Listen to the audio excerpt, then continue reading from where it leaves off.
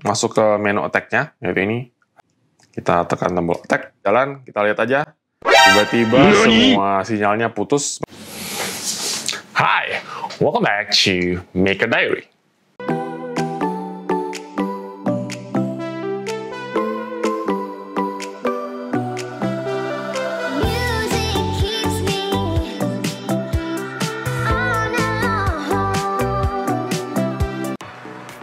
Oke, sebelumnya selamat tahun baru 2022.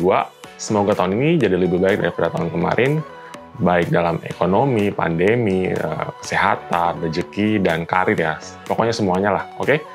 Hari ini saya mau DIY lagi sebuah device.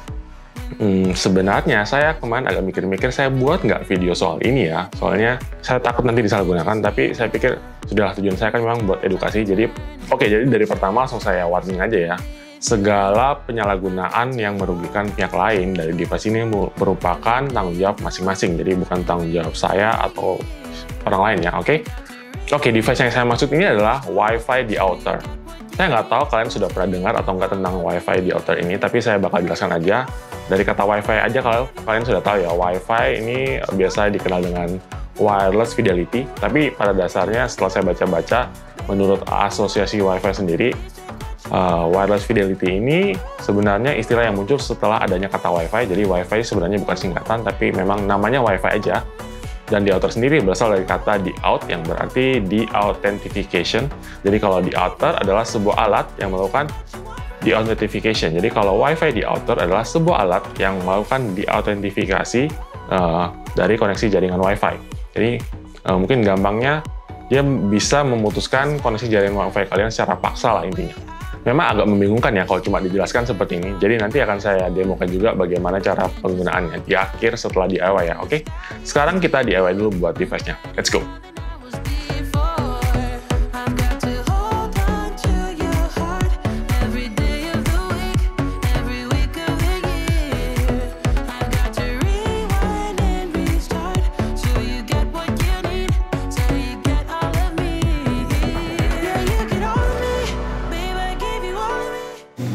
Nah, oke, tadi itu dia bagian desainnya dan juga 3D part-nya sudah jadi semua. Sekarang saya mau perkenalkan satu persatu untuk bagian elektroniknya.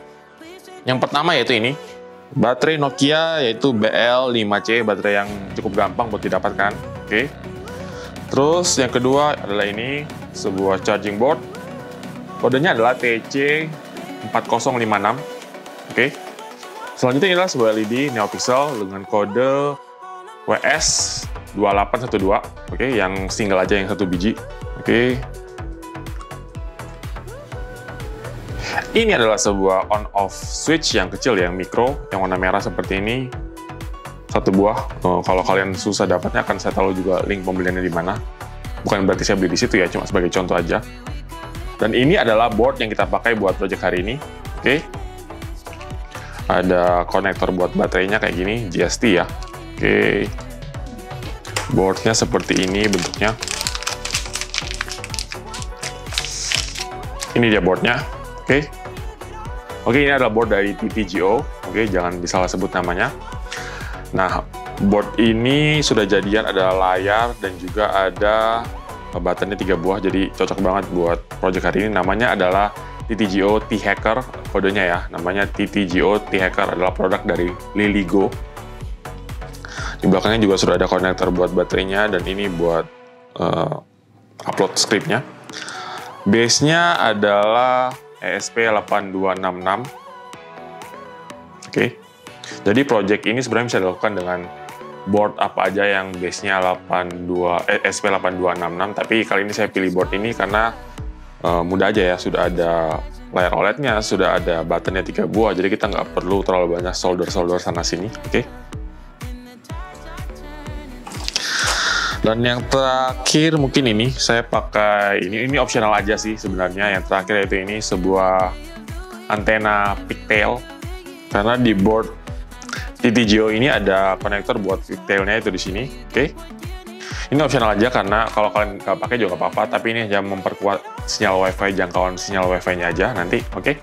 Itu aja buat bagian electronic parts-nya. Sekarang saya mau lanjut ke bagian solder-solder dan wiring-nya. Let's go!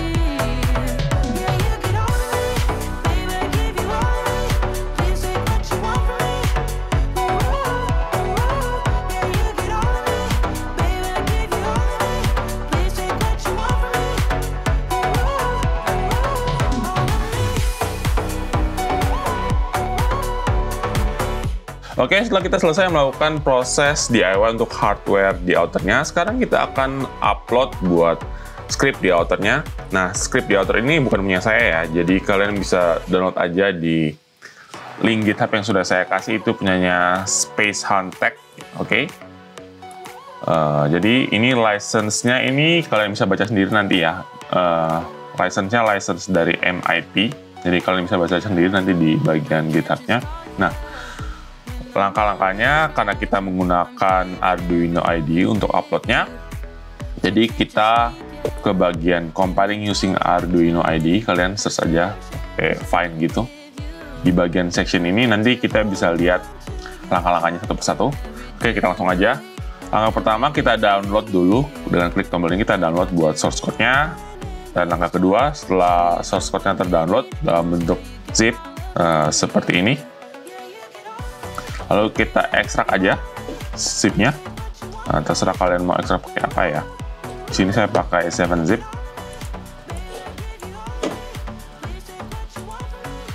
Oke, setelah itu kita buka pakai Arduino IDE-nya. Oke, kita buka file.ino-nya.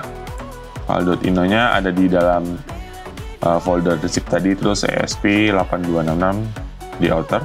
Oke, di sini file.ino.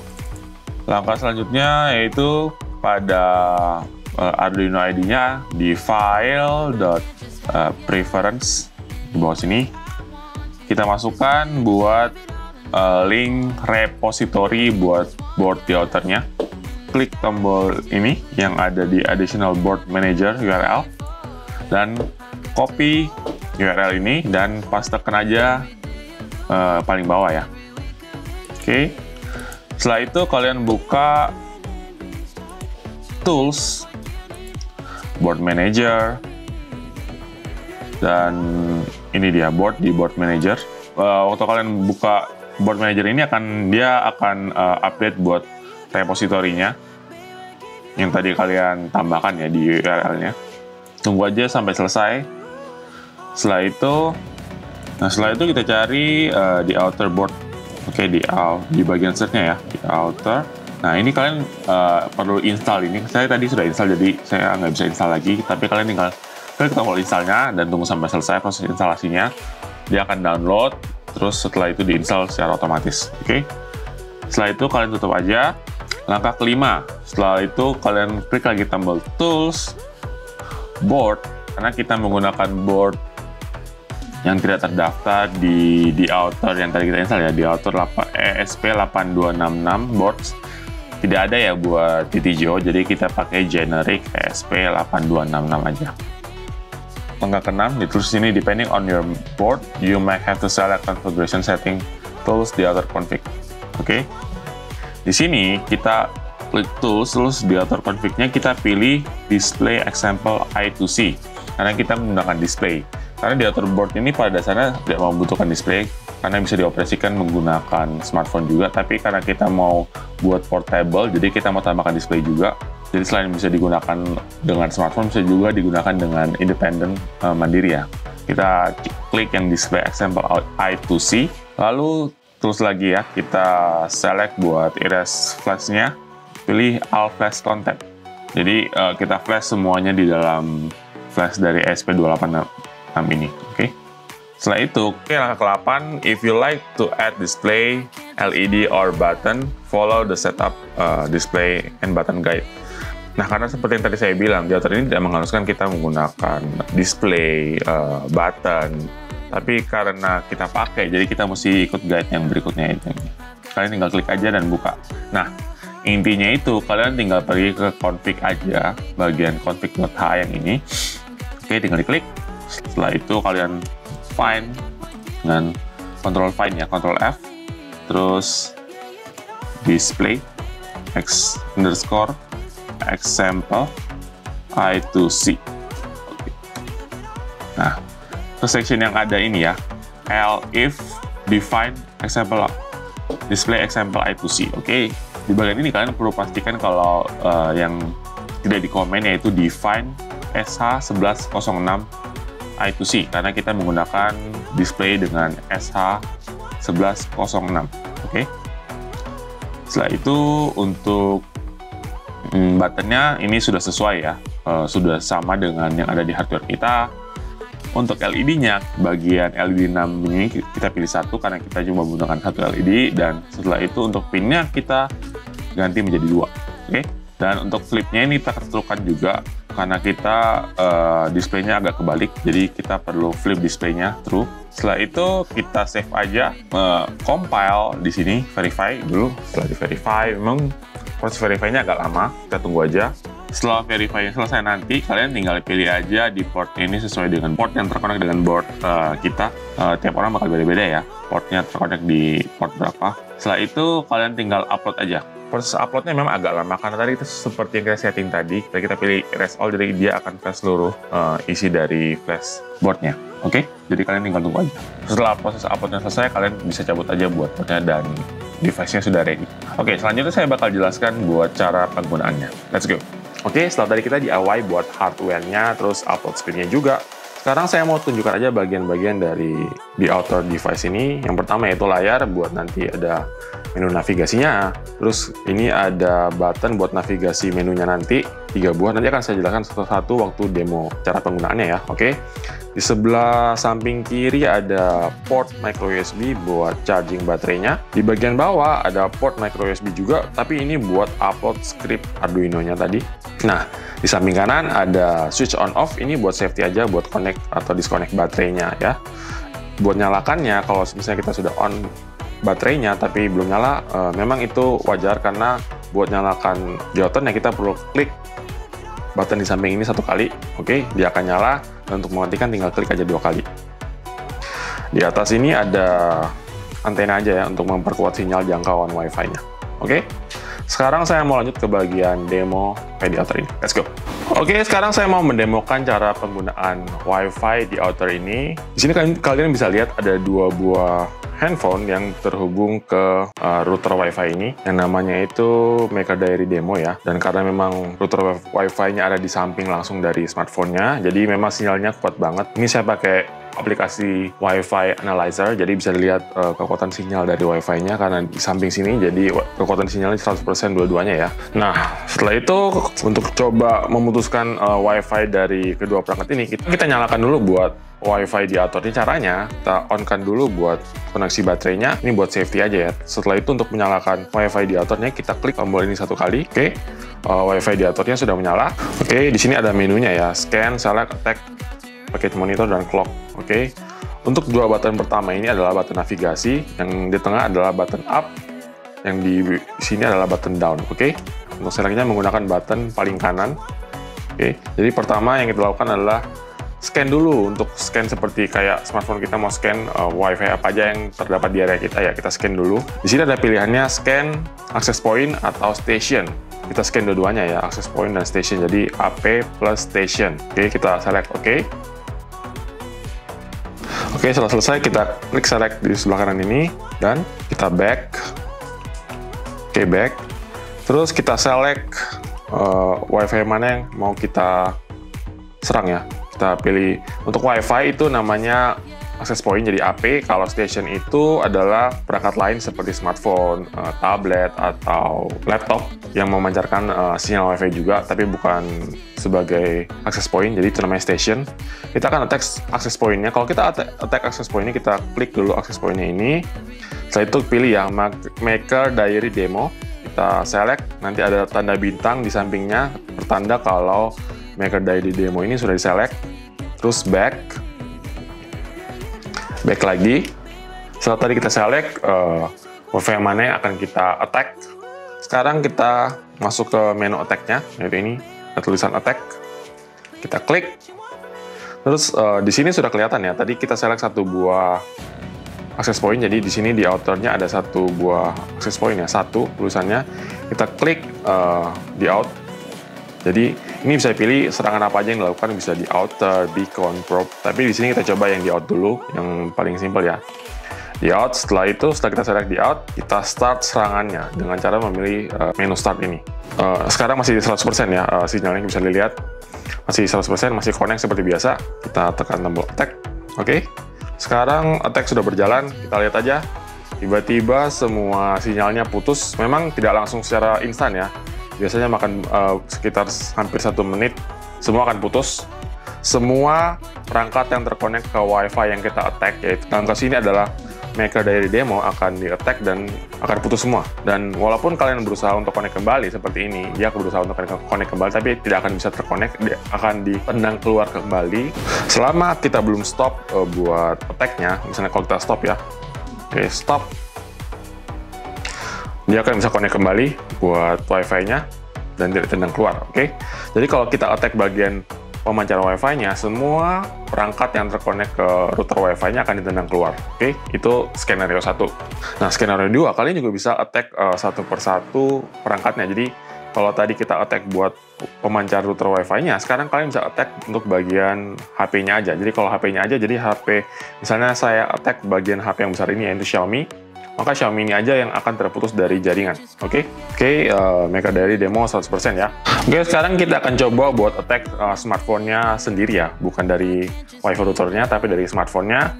Nah, caranya itu kalian masuk lagi ke menu select tadi, oke? Karena tadi kan kita sudah scan, scan-nya cukup 1 kali aja kalau kalian nggak pindah-pindah tempat. Terus pilih, kalau tadi kalian pilih access point buat attack router Wi-Fi-nya, untuk attack bagian smartphone-nya, itu pilih station.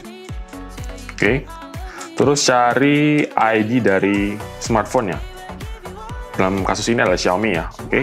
Select Xiaomi. Untuk attack bagian smartphone, kalian harus tahu ID Wi-Fi dari device yang akan di-attack, baik itu berupa MAC address atau ID nama seperti ini ya. Ini ada nama Xiaomi-nya, oke? Sudah saya select Xiaomi. Nah, kita kembali back. Seperti tadi back. Kita pilih attack, oke? Dan sini sudah terdaftar lagi ya. Satu ini sekarang bukan lagi access point, tapi station yang kita select tadi yaitu smartphone Xiaomi. Kita klik di out-nya, aktifkan, oke, dan kita coba start attack. Maka Xiaomi ini akan putus, sedangkan yang HP satunya tetap jalan aja ya, karena yang diserang adalah HP Xiaomi-nya. Dan bedanya kalau serangan seperti ini berarti HP Xiaomi ini tidak bisa connect ke Wi-Fi manapun, oke? Kalau kita serang router Wi-Fi-nya, semua device tidak bisa connect ke router Wi-Fi ini, tapi bisa connect ke Wi-Fi yang lain. Tapi kalau kita serang smartphone-nya, smartphone ini tidak bisa connect ke Wi-Fi manapun, oke? Jadi itu bedanya. Nah, oke, itu tadi hasil dari DIY dan juga percobaan demo dari alat ini. Gimana menurut kalian? Sekali lagi saya ingatkan ya, kalau kalian buat alat ini, jangan lupa digunakan secara bertanggung jawab, dan penyalahgunaannya ingat, adalah tanggung jawab masing-masing. Sebenarnya saya juga mencari cara bagaimana caranya menangkal serangan di outer attack ini. Tapi pertama-tama saya coba ya, waktu itu menghilangkan atau menyembunyikan nama SSID, yaitu nama WiFi kalian kan bisa disembunyikan dari setting router, tapi tetap aja ternyata muncul di list waktu kita scan buat Wi-Fi-nya ya, tetap aja muncul dengan nama hidden, jadi bisa di-select juga tetap, dan kalau di-attack juga tetap aja kalian bakal terputus dari koneksi internetnya. Nah, satu-satunya cara yang saya tahu sampai saat ini yaitu menggunakan MFP atau Management Frame Protection, jadi itu kayak layer tambahan lagi protection buat koneksi Wi-Fi kalian. Biasanya kebanyakan sih jarang orang pakai ya, tapi untuk serangan seperti ini kelihatannya cukup efektif. Dan saya tidak akan menjelaskan MFP ini di video ini, dan menurut saya akan terlalu panjang jadinya videonya. Kalian bisa googling aja dan search aja videonya di Google, di YouTube. Itu banyak banget, kalian bisa lihat bagaimana cara aplikasinya, oke? Mungkin kalau dipikir-pikir sebenarnya serangan seperti ini bagi mungkin sebagian besar orang mungkin yang dihasilkan hanya annoying aja, yang menjengkelkan. Misalnya kalau kalian lagi nonton YouTube bisa tiba-tiba keputus, lagi main game keputus juga. Tapi gimana misalnya kalau ini berhubungan dengan pekerjaan, seperti misalnya kalau meeting yang penting tiba-tiba putus gara-gara serangan seperti ini. Terus ada juga misalnya kalau kalian seorang atlet e-sport, terus sedang misalnya lah, nggak tahu juga, mungkin ada ya kompetitif gitu di ruang publik, di wifi publik gitu, di cafe atau di mana, terus dapat serangan seperti ini, putus dan kalian gagal. Nah, e-sport itu kan butuh koneksi yang stabil ya. Kalau kalian gagal gara-gara hal seperti ini, kadang-kadang akan sangat menjengkelkan juga ya. Oke? Jadi sekali lagi saya ingatkan, gunakan dengan bertanggung jawab, oke? Mungkin sekian dulu buat video hari ini. Kalau kalian mau buat juga list part-nya, terus juga desain 3D-nya, dan juga link-link buat tutorialnya bisa kalian lihat di deskripsi video seperti biasa. Jangan lupa buat like videonya, jangan lupa buat subscribe channel Mata Dari kalau kalian punya hobi yang sama. Thank you for watching. See you on my next video. Bye!